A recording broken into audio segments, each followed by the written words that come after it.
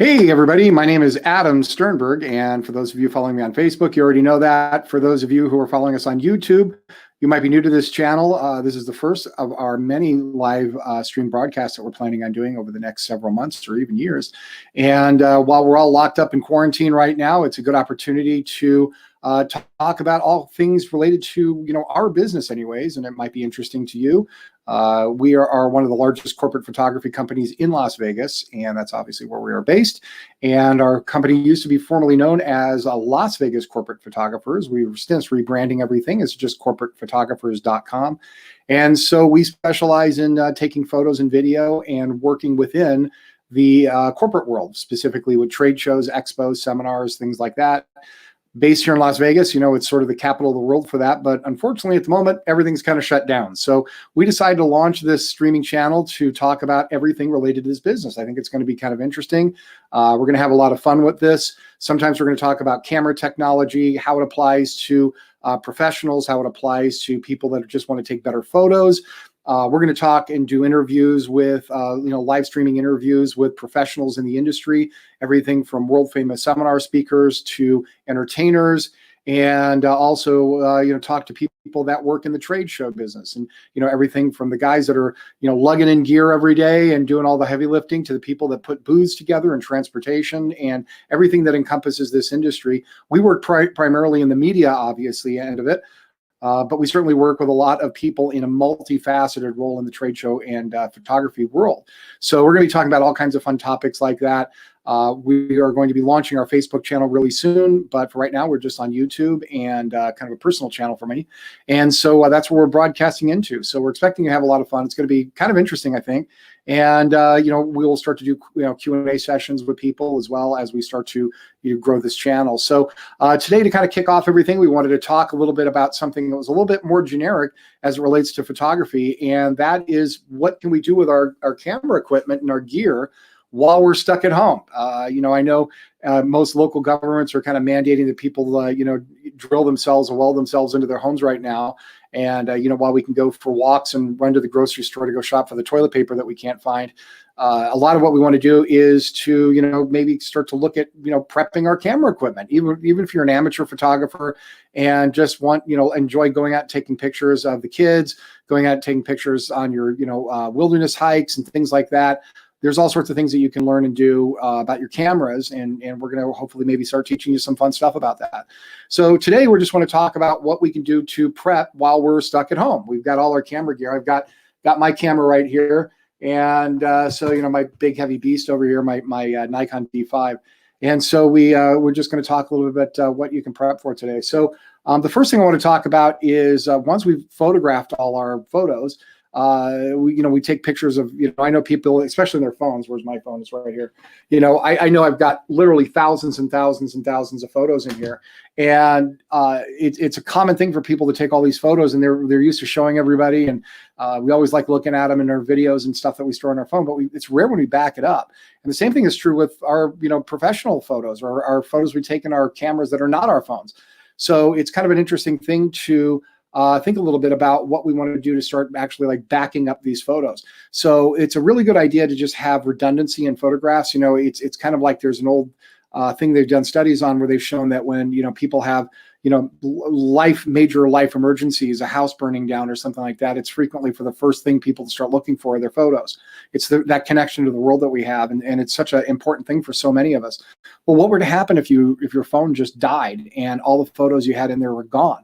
A lot of times we don't have our phone set to be able to upload to the cloud. So they're just stuck in there, and your phone dies and your photos are gone forever. And, that could be a really distressing thing for a lot of people. A lot of times we're used to taking our photos out of our camera and copying them into the computer, maybe editing them a little bit. And then they just sit on a hard drive somewhere. And the one thing that I've realized, unfortunately, the hard way, is that hard drives don't last forever. They are not permanent. And it's not a matter of if they'll die, it's when your hard drive will die. So they always have a certain level of reliability. And so when a hard drive crashes and you lose everything on it, it's that exact moment is that you realize, oh my gosh, I should have backed everything up. Oh my gosh. And it's such a, heartbreaking thing. I remember I was on a shoot one time. I was doing a shoot for a grocery store chain. And so we were taking photos of all of their items. It was about 3,500 items we were photographing in their grocery store. We actually set up a studio in the back room.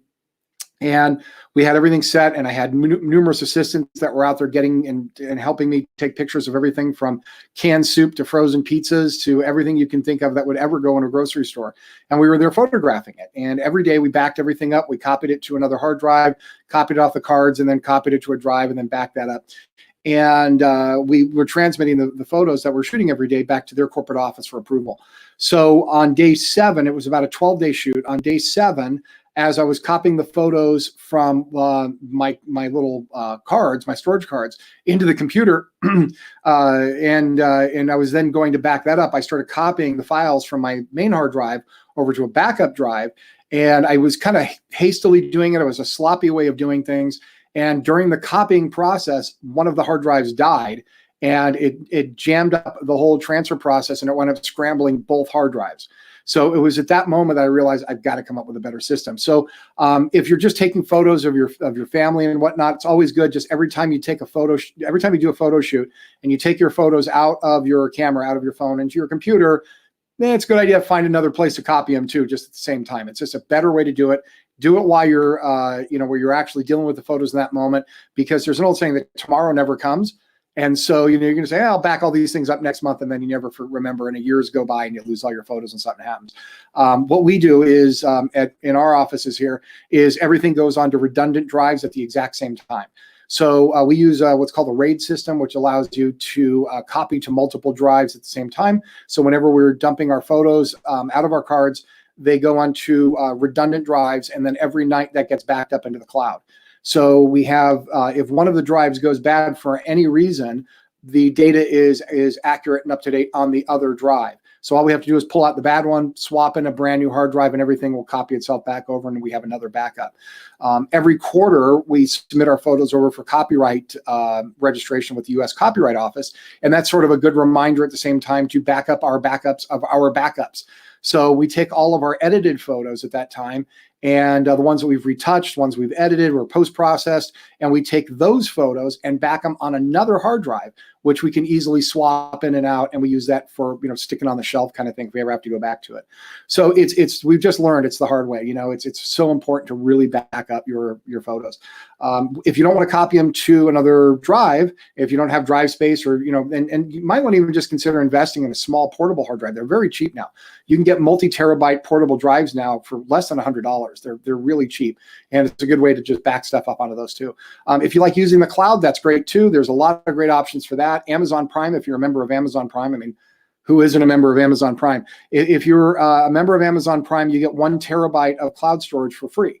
So you can actually use that for backing up photos and storing things like that on there. It's great, works really well.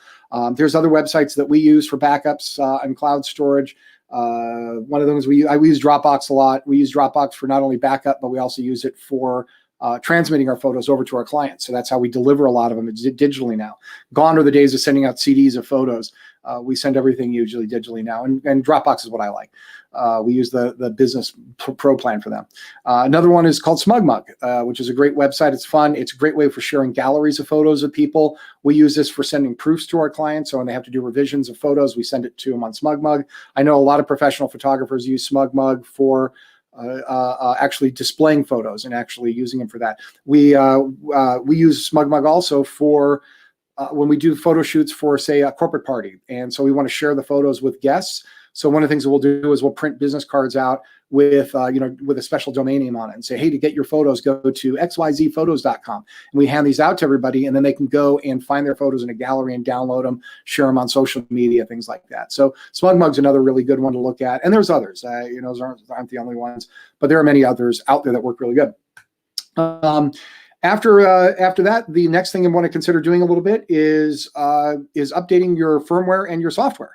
So it's something we often forget about. We usually get notifications about it in our computers. Hey, you got to update your software. Yeah, I'll get to it later. Well, it's a good idea to do it anyways. And so we use all the Adobe Suite products. Frequent thing running on my computer is Photoshop, Adobe Lightroom, and Adobe Premiere, because I do a lot of video post-production work as well. So we use all three of those programs. And so, as well as I kind of get once in a while into Illustrator, or sometimes I have to open up some other files from Adobe After Effects or things like that we might be having people on our team that might be working on some special effects for some video or something. So the Adobe Suite, the Adobe Cloud, installs an actual little monitoring piece of software that runs on your computer that always checks for updates and things. And so whenever you get a notice, sometimes it just kind of flashes on your screen, hey, you got to go update Photoshop. And you go, yeah, I'll pay attention to that later. Well, the reason it's important is because a lot of times in the updates, they do bug fixes. And so they test the software out. They hear back from customers about things that are not working right in the software, and they fix them. And sometimes these fixes can be pretty significant, sometimes not so much. But a lot of times, if you have like a brand new camera and you're editing photos in there from your the new camera produced, Photoshop may have certain types of ways of calibrating data from that camera to make the color accuracy better. Same thing is true with Lightroom, where there's actually profiles that you can set up for the different cameras that you're using, so it gets better color accuracy and things. A lot of times it's new features they install. If you're using the newer version of a lot of the cloud-based software that Adobe makes, they come up with frequent updates on software. Sometimes it's very minor, sometimes it's really cool. And some of the new features they come up with are actually pretty neat. So to get access to all of those things, it's always a good idea, just update your software. And a lot of times these updates are pretty good.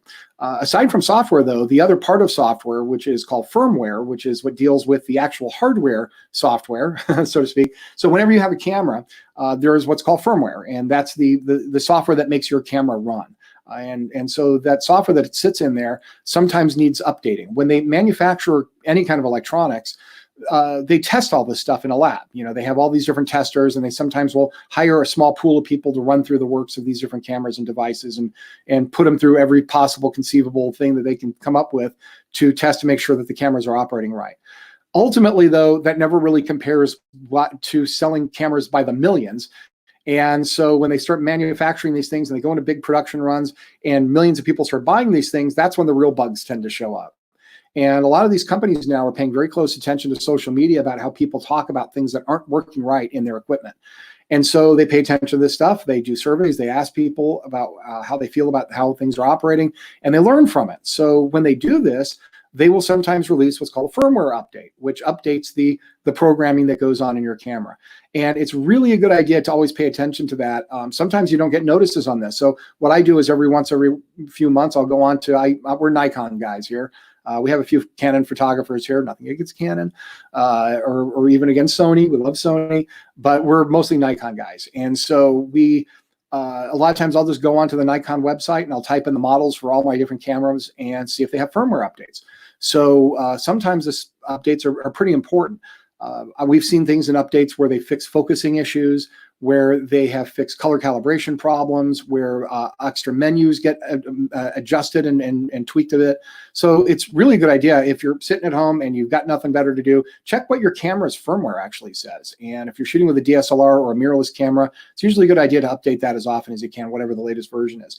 Every camera does it a little bit differently. Generally, the way you can tell what your firmware is you can go into the menus, obviously, as we're going to find this out. And every camera is a little different. I'm going to do a little screen share here. And let's see.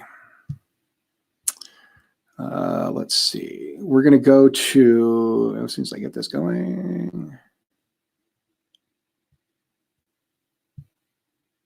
Okay, there we go. So if you can see that, this is what it looks like in a Nikon camera. So here you'll see that there's like a little wrench menu. If you scroll down, you'll get that. And then you kind of scroll through that menu a little bit, you'll come up with something that says firmware.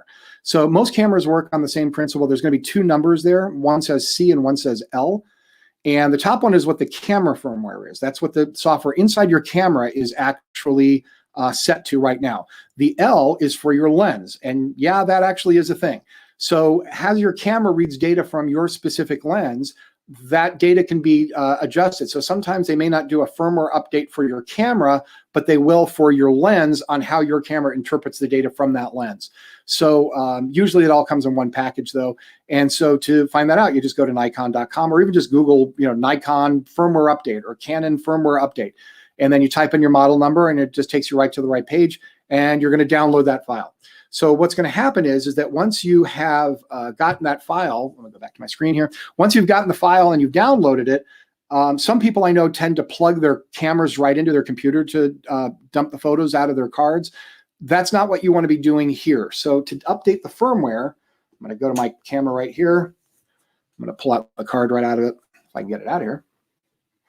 So we're going to pull the card out, and what you're going to want to get, if you don't already have one, is a card reader. They look like this. If you're using SD cards, which are the thin, flat ones, a lot of computers actually have them built into the computer, so you can pull it out of that. We use XQD cards in this camera. Every camera uses different ones. You know, they're all kind of getting specialty now. And so you take the card out, you put it in the card reader, and you plug the card reader into your computer, and you're going to take that file that you downloaded from your camera manufacturer, and you're going to copy it just right onto the root of this little card. So you're not going to worry about photos being on there or anything. Just copy it right to the root of the card. You're going to take this out, and then you're going to put it back inside your camera. And when you do that, then you go to that little firmware menu that I was talking about earlier. If I can get my card in here. So you're going to put that back in, and you're going to go to that firmware menu, and then you're going to say update firmware. It's going to read the information off of the card, and then it's going to update your camera. So it's a really simple process. Doesn't take a lot of time. Definitely recommend you do it. So when you get a chance, you get around to it, update your software, update your firmware. In the big picture of things, you may not necessarily see a lot of changes, but sometimes it's those little changes that make a big, big difference. The next thing I recommend everybody should be considering doing, especially if you're starting to transition from more amateur photography into doing something that's a little bit more work, where you're retouching photos, you're editing photos, or maybe even you're a professional. I know a lot of professionals that don't do this, and that's calibrate their cameras and their monitors. You know, and what happens is the longer your monitors sit, they tend to go out of clarity and color a little bit. They need a little bit of calibration from time to time, just especially if you leave your monitors on all day, which is something I do. So it's always a good idea to calibrate your monitors. We do this every single time we do a big shoot where we are processing photos for a client, especially if we're going on site to process photos. We might have our laptop sitting in a bag for a month, and we have an on-site processor working there. We'll calibrate the monitors right there before we start processing photos right on site. Anytime we're doing a big shoot, we always calibrate our monitors to make sure that everything is exactly accurate as possible. Because what I might see on my monitor may not be the same as what you see on your monitor, or even between multiple photographers. So we might have a few people processing photos from multiple photographers, and we need to make sure everybody's monitors are registering the same colors. So it's not a huge thing, and a lot of times people think, well, it's not going to make that much of a difference. But when you start sharing photos a lot, yeah, you're going to see an interesting difference between what you see and what everybody else sees. So there's two ways we do this to calibrate photos. The first thing we do is, I'm going to get over here, is whenever we do whenever we go on to a shoot, whether we're doing a commercial product photography shoot or if we're shooting an event, a lot of times we're working in environments where lighting is not the best, and that's mostly true in a lot of the Vegas hotels. Anybody that's ever taken pictures in a Vegas hotel will certainly in a ballroom will tell you the lighting is usually pretty funky. And so we have a few properties in town we kind of laugh at, because we'll go in and take pictures, and in some of these ballrooms, they'll have orange carpeting and yellow walls and a yellow ceiling and yellow lights, and everything in the room is yellow, yellow, yellow, yellow, yellow, with a little bit of orange and red mixed in, and it makes all your photos look just absolutely awful. It makes everybody look like they're on Mars. So when we're shooting pictures, even though we might be using a flash, it's still bouncing all that light off the walls and the ceiling and everything else. And we tend to shoot everything in manual in our cameras, and so we adjust for certain things on what's called white balance, where we adjust for what the actual white color is in the room. But the cameras can only do so much, and so when we're moving around, it makes it difficult to calibrate on the fly all the time. So we use a color calibration device. This one's made by color companies called Color Checker. We like them a lot. They make this device called a Passport. They make a larger one for video. And this little guy here, what it is, it's like a little wallet, and you can see here as you open it up, there's a whole bunch of little colors in here. And so what we do is we'll take a picture. You can actually, there's like a little stand on here, so you can actually hold this upright. And so you've got this little guy just like this. I'll show this on the side here so you can see it. And so what we'll do is we'll put this on a stage, on a table in the room, anything like that. And then we just sort of angle it up and we take a picture of this. And so what happens is when we get this back into Photoshop or Lightroom, we have software that's provided by the company that will take this and calibrate it to the photo to get you the exact accurate photo color that is supposed to be in the room when you shot it. So this way you're not guessing what the colors are. You get 100% accuracy with this. And these things are absolutely dynamite. So whenever we're out on a photo shoot, we just set one of these up, take a picture of it, and it makes our post-processing 1,000 times easier. And it makes it also the color look so much better. It also has for those of you who are familiar with white balancing, where we check the white color of what you're photographing. Even has a little gray card in here if you just want to use that for calibrating your exact camera. But generally, these things are dynamite. We throw these in all our camera cases. They're absolutely invaluable. The other element to this is when you get the photos in your monitor and adjusting your monitor to make sure it sees what you think you're seeing. So this is made by, there's many on the market. This is the ones we like. This one's called the Color Monkey Display. It's made by a company called X-Rite. And what this little device does, as you can see, this got like a weight on it, and there's this little funky looking eyeball thing. So what this does is you take this and you open it up. There's like a little lens on here, and you attach this to the front of your monitor. This is actually a weight. So this flops over the monitor screen. I'm putting this right in front of my face. I look kind of weird. So you put this over your monitor screen, and this suspends right in front of your monitor. And what happens is you install the software that they provide, and this puts a whole series of colored flashes on your screen, and it takes about 15, 20 minutes. And what this winds up doing is this builds a profile of what your monitor is supposed to look like in the room that you're actually sitting in. So this actually will sit on your desk. I think I can put it right here. I put this usually like behind my monitor a little bit. This actually will sit in your office, in your desk, wherever it is that you're processing photos, and it takes ambient measures of the light that's in the room. So as it reflects off the monitor, as the monitor is displaying properly, everything is calibrated perfectly to where you're actually sitting. It's really, really great. And it guarantees you, again, 100% accuracy in the quality that what you're seeing is what you're getting. And so when stuff like what we do is so mission critical, where we take an enormous amount of pride in delivering the absolute best quality photos, having things calibrated is a big, big deal to us. So we make it a big point to always do that. The last thing I want to talk about today is about cleaning your gear. And that's something that's really important too. And it's something we never often do as much as we should. We live here in Las Vegas, and my gosh, it is just an absolute dust bowl out here. There's hardly a day that goes by where I'm not like, brushing dust off of something, and it just makes me laugh every time I do. And, you can't look through my living room without seeing little particulates moving around all the time. It's just a dusty place. And so because of that, there's, gear gets dirty. And I mean, everything, all the way down to your cell phone. My gosh, I'm looking at my phone now, and I've got more smudges on this thing. And, I don't clean this often enough. So, one of the things I always recommend people do is invest in a good series of lens cloths. They're really, really cheap, and they're really great. Gosh, I should be doing this more often. I'm going to do this right now. I'm going to wipe down my phone here and just get the smudges off of this. But more importantly, we don't always think about this because we're looking at this screen all the time, is you want to wipe this down on the back too, because this is where your lenses are, right? So we want to wipe these down from time to time, make sure these are nice and clean, and get that out of there too. And sometimes they get a little dusty and so forth. It's always good to wipe those things down. When it comes to lens cloths, there's a few things I recommend with these.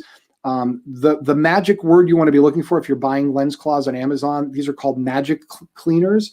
I don't know who came up with that term, but I see this on a lens cloth a lot. They call it magic fiber and stuff like that. There are different textures to these. I like these ones. They're kind of like this. It has sort of like a leatherette, almost like a suede kind of feel to it. It has a little texture. It's really good for wiping things down, but it's really, really soft and won't scratch your lenses. There's a lot of these more shiny ones that you see that are specifically for cleaning glasses and lenses. So, whenever you're looking for lens cloths, you want to look for things specific for camera equipment. You do not want to go with things like T-shirts. I see people rubbing their lenses on T-shirts all the time. This is microfiber, and the challenge when you search for things that are microfiber is microfiber means a lot of different things. So microfiber, like this is microfiber and this is microfiber, but they're very, very different. I can't really show this too much in the texture of this in the camera, but this is something that's got a lot more of a thickness to it, and you can kind of feel it's like a little bit rougher. And these are great for maybe like cleaning electronics and stuff, but they're terrible for cleaning anything with camera equipment because they leave fuzzies everywhere, and getting dust and lint anywhere near your camera is always a bad idea. And so you never want to use these for cleaning camera equipment. So always just find nice smooth fabric that you get that's specific for cleaning lenses. And sometimes you find deals on Amazon. I bought a bunch of these, And these actually come packaged this way. There's like a multi-pack. I think this is like a 10-pack of these things. And they're really cheap, but they're great. And so, whenever I, tend to lose them, which I do all the time, or I give them away, I just go on Amazon, I buy these little multi-packs, and I take this and throw it right in the camera bag. It's easy, and I always remember it. But I always have at least 2 or 3 of these things in my camera bag at all times, because it is just so absolutely important to clean your lenses. A few things about cleaning them, and I'll kind of take a look at my camera here, is when you're cleaning them, be very, very careful. I'm going to take this off. For those of you who aren't familiar, we see these on lenses all the time. A lot of people don't know why you have them. This is called a lens hood. They come off. And it's always good. I leave these on my cameras all the time. Some people take them off. I don't. I leave these on my cameras every single time I shoot. The main primary function of this is to block light from creeping into your lens, and you get these really interesting lens flares that you might want. But a lot of times they're distracting, make the photo look bad, and this prevents the sun from doing that. But the other reason I like them is, this is why I leave them on my cameras all the time, is a lot of times I'm walking around, I've got my camera at my hip, I'm maybe wearing more than one camera, and I swing around and I hit something. Well, this is going to take the damage and not my, $2,000 lens, right? So, this little piece of plastic saves my lenses all the time. When you're wiping your lenses down, just always be really, really careful. I always look to, move in a circular pattern, make sure you're wiping around the edges, and you can just spot it. Sometimes it's good to get it on a little bit of an angle so you can see the light bouncing off it, see if you've got any dust in there. And it's always good to keep your lenses clean. The other part of this is, we always tend to forget this when I put my lens cap back on, is the other part of your lens is the back element. Okay, the different pieces of glass in your lens are called elements. And so it's always good to wipe those down too, because even though your lens may be sitting on your camera all the time, you'd be surprised stuff does get in there. And so, it's really important to get that cleaned off too. While you have the camera open, just kind of take a peek in there once in a while. It's not going to hurt anything. You can see the mirror. The mirror is just what's reflecting into the eyepiece up here. It's called a diopter. And that's just that's going to give you the view there. When you take the picture, that mirror flips up, and that's what exposes the photo. That's why this is called a DSLR, which is a digital single lens reflex. The reflex refers to that mirror moving. So when you have this open and you need to get a little dust out of there, because you do get dust in there, definitely do not use, never, ever, ever, ever, ever use one of these guys right here. This is, one of these little spray can dusters, right? Don't want to use this because this sprays chemicals. It sometimes sprays liquids, and liquids and inside of cameras absolutely don't mix. Never, ever, ever, ever use one of these around this. The other thing too is when you're doing this, quick tip. I learned this from a person that worked in a camera store for 40 years. He told me a great tip on this, and he's 100% right. Whenever you're taking a lens off your camera, always make sure the camera's off. Because even when it's on, it produces a small amount of electricity in there, and that small amount of electricity could create enough static to draw dust in as soon as you take that lens off. Bad thing to get inside there. So make sure the camera's always off when you take a lens off. What we recommend is one of these little guys. Is just a little blower. Oh, this is my microphone right there. This little blower. These are great for just, if you need to get a little bit of dust out of there. It produces a little burst of air that's strong enough to get stuff out of there or on your lens, but it's not powerful enough to where it's going to damage anything. So, get the dust out of there, get your lens off, get the lens back on, and then you're nice and protected there. And it's a good way to clean things out. But definitely recommend these. And there's, just look for camera blower, different things like that. This little guy is kind of funny. This is made by, I always forget the company. Is it Giados? Giados. And these things are dynamite. I love this brand. It's like a really big, good, soft thing. I've had this for years. But, it definitely looks like some sort of either bizarre medical device, or what we really think it looks like is like a little, I once went through an airport with this, and I had this in my camera bag. And so, I'm going through X-ray and security, and they saw this weird looking thing in there. And yeah, security really, really pitched a fit. So just kind of be careful of this when you're traveling with these. Yeah, they didn't like that all too much. The other thing is, I'm just looking at some comments here. And the other thing is just be very, very careful when you're cleaning everything. Keep lenses on the camera as much as you can. Keep things sealed up as much as you can. I always keep my cameras in a bag all the time, or in a safe. It's actually where we lock it up at the studio. So everything, because we don't want things stolen. So always make sure your valuables are kept safe. But that's about it. So I just wanted to thank you for watching this video. I see we have a couple comments on here. People are sharing. I love the Cassie. Yeah, I love it. Yeah, I got this. We get these shirts every year. This year, unfortunately, was canceled. we had the National Association of Broadcasters convention. We actually shoot all their marketing photos, which is something we're really excited to. And that, unfortunately, that show got canceled this year. And that's a 100,000 person expo. We get these there, so our fun little fix it and post shirts. And thanks to everybody else. I see a lot of people watching and sharing. So thanks so much, guys. So that's about it. We're going to wrap up this video. We're going to be doing a lot more, and so stay tuned for more videos from us. And thanks for watching. Take care.